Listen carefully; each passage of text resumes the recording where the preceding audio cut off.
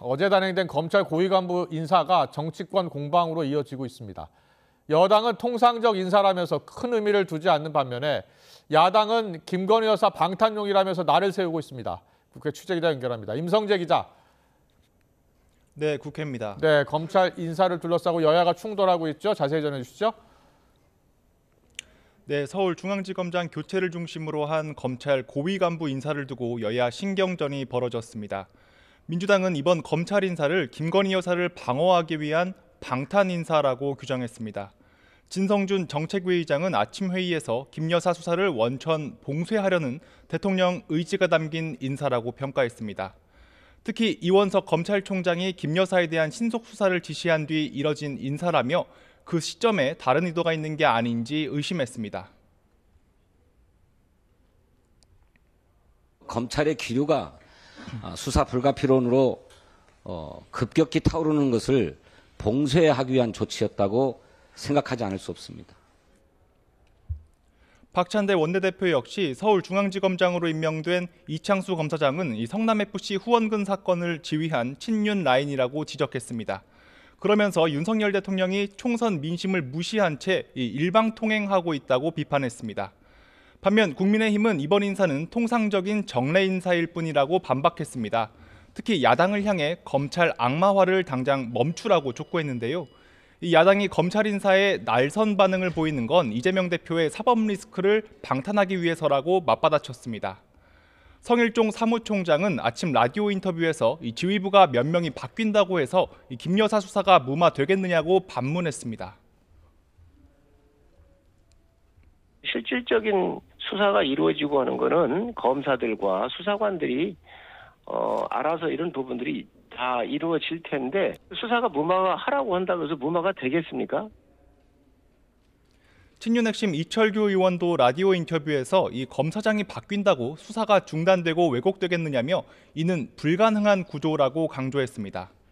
다만 김용태 비대위원은 라디오 인터뷰에서 이 검찰 인사로 우려가 많다는 것을 인지해야 하고 이 검찰도 공정한 수사를 해야 한다고 지적했습니다. 검찰 인사를 둘러싼 여야의 평가가 갈리면서 이를 둘러싼 신경전은 당분간 계속되고 이 야권의 특검 요구도 더 거세질 전망입니다. 네, 21대 국회 얼마 남지 않았는데요. 여야 원내 상황도 짚어보겠습니다. 이달 초 야권 주도로 본회의를 통과한 최상병 특검법이 여전히 최대 쟁점입니다. 현재 여야 전략은 어떻습니까? 네, 우선 21대 국회 임기 종료 직전인 오는 27일 혹은 28일 본회의가 열릴지 관심입니다. 민주당은 최상병 특검법에 윤석열 대통령이 거부권을 행사할지 촉각을 곤두세우고 있는데요. 일단 윤 대통령이 오는 21일 열리는 국무회의에서 이 거부권을 행사할 거라는 관측에 무게가 실리면서 특검법 수용을 거듭 압박하는 모습입니다. 21대 국회에서 이 특검법이 가로막히더라도 야권 의석이 더 늘어나는 22대 국회에서 최상병 특검법을 다시 발의하겠다고 공언한 건데요. 아침 회의에서도 대통령을 향한 압박이 이어졌습니다.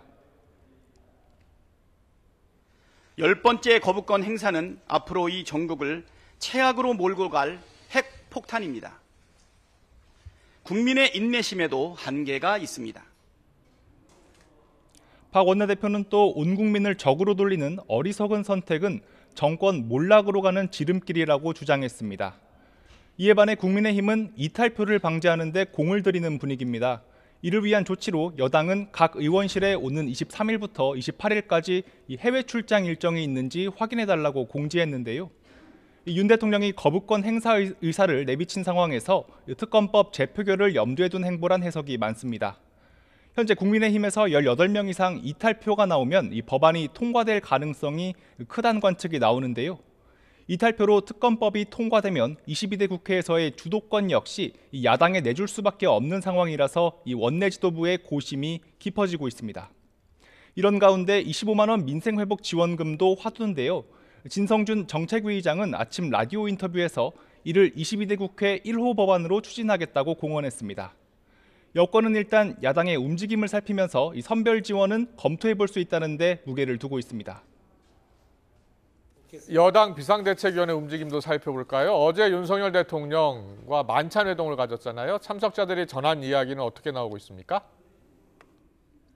어제 윤석열 대통령과 국민의힘 비상대책위가 이 한남동 관저에서 만찬 회동을 했죠. 이 황우여 위원장을 포함한 비대위원 7명과 이 주요 당직자가 참석했는데요.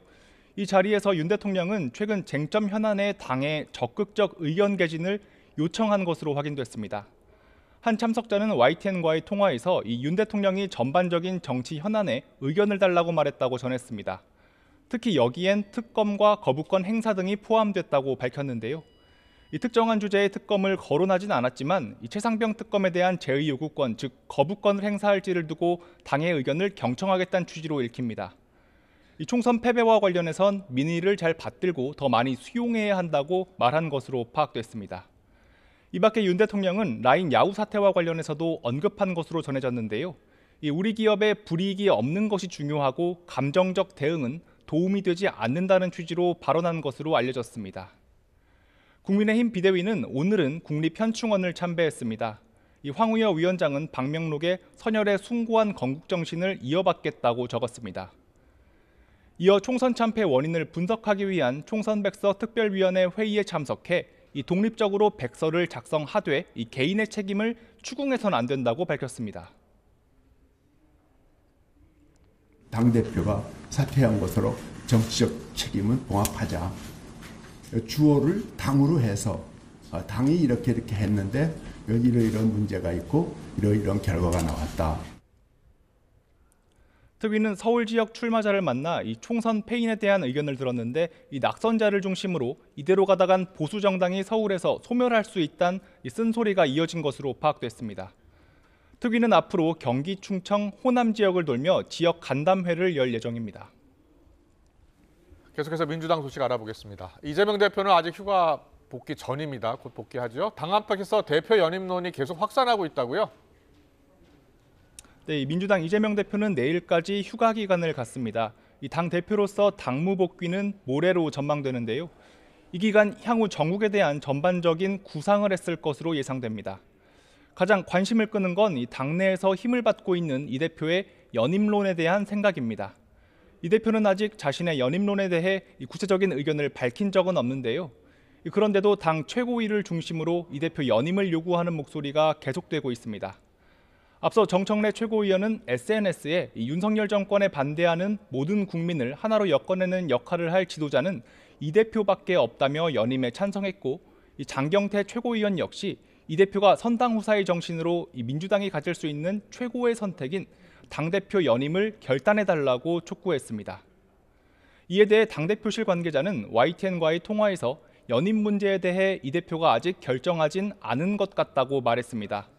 이 최고위를 중심으로 나오는 연임론 자체는 알고 있다며 이 대표가 공식 언급을 하진 않으니 이 상황을 기다려봐야 한다는 취지로 답했습니다.